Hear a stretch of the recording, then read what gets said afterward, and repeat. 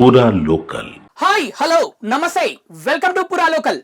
ఇప్పుడు సౌత్ ఇండియాలో సినిమాల గురించి మాట్లాడుకుంటే అందరికీ మొదటగా గుర్తొచ్చే సినిమా కూలీ. ఎందుకంటే అది రజనీకాంత్ సినిమా. రజనీకాంత్ సినిమా గురించి కొత్తగా చెప్పనవసరం లేదు. సూపర్ స్టార్ ఆయన సినిమా ఎప్పుడు వస్తుందంటే అప్పుడు అందరూ సౌత్ ఇండియాలో లాంగ్వేజ్తో సంబంధం లేకుండా అందరూ ఎదురు చూస్తారు. ఎందుకంటే వచ్చే హైప్ అలాంటిది ఆయన సినిమా రిలీజ్ అవుతుందంటే. మరి అసలు కూలీ సినిమా గురించి మనం కొన్ని విషయాలు తెలుసుకుందాం. ఈ కూలీ సినిమా డైరెక్టర్ లోకేష్ కనకరాజు ఏది మాస్టర్ సినిమా 2019లో తీస్తున్నప్పుడు మాస్టర్ తీస్తున్నప్పుడు అప్పుడు ఈ స్టోరీ కూలీకి సంబంధించిన సినిమా స్టోరీ రజనీకాంత్కి వెళ్ళి చెప్పడం జరిగింది. అంటే విజయ్ వెనకాల ఉన్నాడు అన్న ధైర్యంతో వెళ్ళి రజనీకాంత్ గారికి స్టోరీ చెప్పడం జరిగింది. ఇక చెప్పాక ఇంప్రెస్ అయ్యారు సూపర్ స్టార్ రజనీ ఇంప్రెస్ అయ్యి ఓకే గో హెడ్ చేద్దాం మనం సినిమా అని చెప్పడం జరిగింది. కానీ 2019 తర్వాత ఏమొచ్చిందో మన అందరికీ తెలుసు. కరోనా వచ్చింది, కోవిడ్ కరోనా రావడం వల్ల చాలా సినిమాలు రిలీజ్ కాకుండా ఆగిపోయాయి, షూటింగ్లు ఆగిపోయాయి, కొత్తగా స్టార్ట్ అవ్వాల్సిన సినిమాలు కూడా ఆగిపోయాయి. ఈ నేపథ్యంలో మళ్ళీ ఒక 8 నెలలు 10 నెలల తర్వాత మళ్ళీ అన్ని షూటింగ్లు మొదలయ్యాయి. అప్పుడు ఈ సినిమా కాస్త పోస్ట్ పోన్ అయింది. అసలు కూలీ cinema first Raj Kamal movies బ్యానర్లో తీయాలి. మన కమల్ హాసన్ ప్రొడ్యూసర్గా, రజనీకాంత్ హీరోగా రావాలి కూలీ సినిమా, ఎప్పుడు మన లోకేష్ కనగరాజు డైరెక్షన్లో. కానీ ఇక తర్వాత కమల్ హాసన్ అంటే అప్పుడు ఆ టైంలో కోవిడ్కి ముందు ఖైదీ రిలీజ్ అయింది, మాస్టరు, తర్వాత విక్రమ్. మెయిన్ ఏంటంటే అసలు కూలీ టైంలో కూలీ రావాల్సిన టైంలో విక్రమ్ తీశాడు. విక్రమ్ పెద్ద హిట్ కొట్టాడు. తర్వాత లియో తీశాడు. ఇక జైలర్ చేశారు. జైలర్ పెద్ద హిట్ అయింది. ఈ సినిమా పోస్ట్ పోన్ అయింది కాబట్టి అటు జైలర్ హిట్ అయింది. 170 సినిమా అన్నత్తే తీశారు. ఇప్పుడు 171 సినిమానే కూలీ. ఈ సినిమాలో ఇక కాస్టింగ్ గురించి మాట్లాడుకుంటే రజనీకాంత్ ఉన్నారు, అలాగే నాగార్జున ఉన్నారు. ముఖ్యంగా నాగార్జున గురించి మాట్లాడుకుంటే ఈ సినిమాలో విలన్ చేస్తాడు, విలన్ క్యారెక్టర్ చేస్తున్నారు, బూతులు మాట్లాడతాడు. అయితే నాగార్జునే చెప్పడం జరిగింది ఇంటర్వ్యూలో.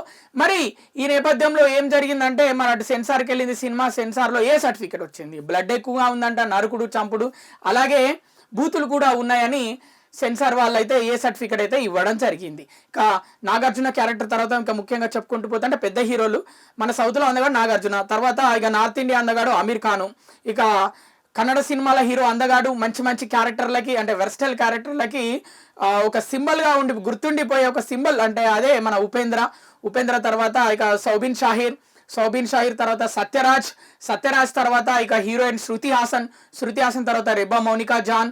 ఇలా చెప్పుకుంటూ పోతే ఇక అన్నిటికంటే ముఖ్యంగా మౌనికా సాంగ్లో అలరించింది పూజా హెగ్డే కూడా ఈ సినిమాలో ఉంది. ఇలా భారీ తారాగణంతో అయితే ఈ సినిమా రాబోతుంది. వీళ్ళందరినీ లోకేష్ కనకరాజ్ అయితే చాలా మంచిగా ఒక పిట్టగూడు ఎలా కట్టుకుంటుంది, మంచి గూడుని ఎలా ఏర్పరచుకుంటుంది, అలా అందంగా వీళ్ళందరినీ తీర్చిదిద్దాడు. ఆ పోస్టర్లు కూడా అలానే యాష్ కలర్లో అట్లా బ్లాక్ అండ్ వైట్ కలర్లో వాళ్ళ పోస్టర్లలో కూడా అక్కడొకరిని అలా సెట్ చేసుకుంటూ భలే రిలీజ్ చేస్తున్నారు పోస్టర్స్ కూడా. ఇదంతా లోకేష్ కనకరాజ్ ప్లాన్ అని చెప్పుకోవచ్చు. ఎందుకంటే ఈ సినిమాకు హైప్ వచ్చిందే అలా ఫస్ట్ మూవీ టీజర్ అనౌన్స్మెంట్, తర్వాత ఒక్కొక్క క్యారెక్టర్ రివీల్ చేస్తున్నప్పుడు ఉత్కంఠ పెరిగింది. అందరూ ఇంప్రెస్ అయ్యారు. నాగార్జున క్యారెక్టర్కి తెలుగు వాళ్ళు ఇంప్రెస్ అయ్యారు. ఆ లాంగ్ హెయిర్, నడక, ఆ చూపు, వాటికి పక్కా చూడాలి విలన్ క్యారెక్టర్ నాగార్జున అని.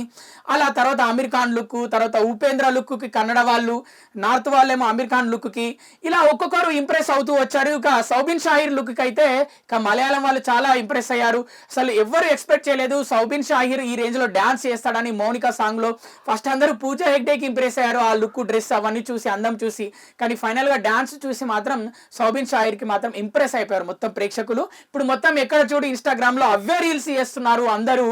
సో ఇలా సినిమా పైన హైప్స్ పెంచాలంటే లోకేష్ కనకరాజు ఫాలో అవుతున్నట్టు స్ట్రాటజీ ఏ డైరెక్టర్ ఫాలో అవ్వడు. కానీ ఇక్కడ ఈ మధ్య చూస్తే ఇప్పుడు ఈ కూలీ ఏ ఫార్ములా ఫాలో అవుతుంది అని అందరూ అనుకుంటున్నారంటే జైలర్ ఫార్ములా అండి. ఎందుకంటే సెకండ్ హాఫ్లో స్టోరీ ఇక లేదు అని అనిపించినప్పుడు మోహన్ లాల్ వస్తారు, అలాగే శివరాజ్ కుమార్ వస్తారు.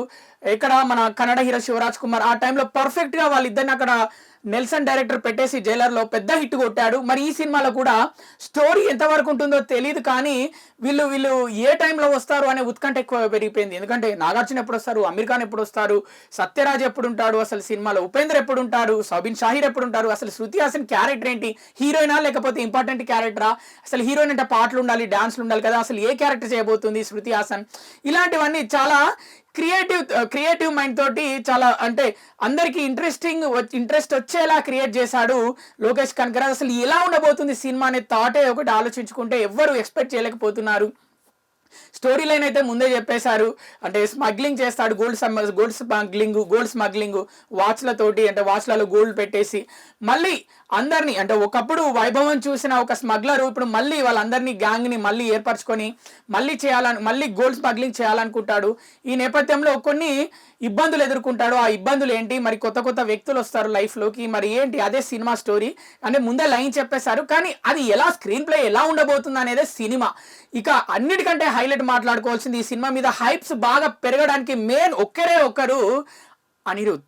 అనిరుద్ రవిచంద్రన్ మ్యూజిక్ గురించి మాట్లాడుకుంటే ఒక్కొక్క పాట సూపర్ హిట్ అయిపోయింది. ఇక మౌనిక సాంగ్ అయితే ఊపుతుంది, అంటే మ్యూజిక్ అలా ఇస్తాడు కాబట్టి అనిరుద్ ఈ మధ్య రిలీజ్ అయిన సినిమా మన కింగ్డమ్, అంటే అనిరుద్ తన రేంజ్ స్థాయికి ఇవ్వలేదని కొంతమంది ప్రేక్షకులు మీడియా ముందుకు వచ్చి చెప్పారు.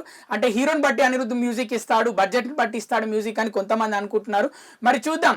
ఎలాగో పెద్ద బడ్జెట్ సినిమా, దాదాపు 400 నుంచి 500 కోట్ల వరకు బడ్జెట్ అయిందని అయితే చెప్తున్నారు. సన్ పిక్చర్స్ అయితే అంతవరకు వెచ్చిచ్చింది, డబ్బులు పెట్టింది, ఖర్చు చేసింది ఈ సినిమాకి అయితే అని చెప్తున్నారు. భారీ తరాగనం, మ్యూజిక్ డైరెక్టర్ వీళ్ళిద్దరికి హీరోకి వీళ్ళ ముగ్గురికే సగం వెళ్ళిపోతుంది బడ్జెట్.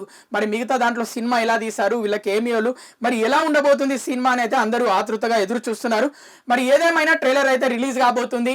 14న సినిమా రిలీజ్ కాబోతుంది. ఈ సినిమాతో పాటు ఇంకో సినిమా పెద్ద సినిమా రిలీజ్ కాబోతుంది, అటు వార్ 2. దాంట్లో ఎన్టీఆర్, హృతిక్ రోషన్ ఉన్నారు. సౌత్లో తెలుగులో ఎన్టీఆర్ అయితే కలెక్షన్స్ అయితే రాబడతాడు, నో డౌట్ దాంట్లో. ఎందుకంటే సౌత్ ఎన్టీఆర్ కున్న మార్కెట్ అలాంటిది. ఇక్కడ అటు ఆంధ్రప్రదేశ్లో, తెలంగాణలో, ఇక నార్త్లో హృతిక్ రోషన్ అక్కడ చూసుకుంటాడని అటు నార్త్ ఫ్యాన్స్ వాళ్ళు అంటున్నారు. ఇక సౌత్ మొత్తానికి బాస్ మన తెలంగాణ, ఆంధ్రప్రదేశే కాదు, సౌత్ మొత్తానికి boss super star, world wide super star Rajinikanth గురించి మనం చెప్పాల్సిన అవసరం లేదు. హిట్ టాక్ పడితే ఏ స్టేట్ అయినా ఎవరినైనా కనుక్కో, ఏ జిల్లా అయినా నాదిపో అని పాటలో ఎలా ఉందో, హిట్ టాక్ పడితే మాత్రం ఊరు పేరు అని ఉండదు, ఎక్కడి నుంచైనా కలెక్షన్స్ వస్తాయి రజనీకాంత్ సినిమాకి. అప్పటి వరకు చూస్తూనే ఉండండి పురా local, your choice for local voice.